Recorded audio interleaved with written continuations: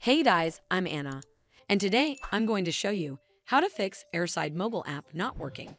So first of all, you need to make sure you're running the latest version of the app. Open up App Store on your device, and then tap on this search icon in the bottom right corner. Then search for the Airside mobile app. And if you see this update button right next to the app name, simply tap on it to make sure you're running the latest version of the app. But if you still encounter this issue, then you need to clear App Cache. Go to your device settings and then scroll all the way down to General and tap on it. Then tap on iPhone storage. From here, search for the Airside mobile app and then tap on it. Once you're on this screen, you need to tap on Offload app. Tap again to confirm. It'll take a bit for processing, and then a Reinstall button will show up. Simply tap on it to reinstall the app. This should fix the issue, but if it doesn't, then you need to completely reinstall the app. Follow the on-screen instructions to navigate all the way to the app page.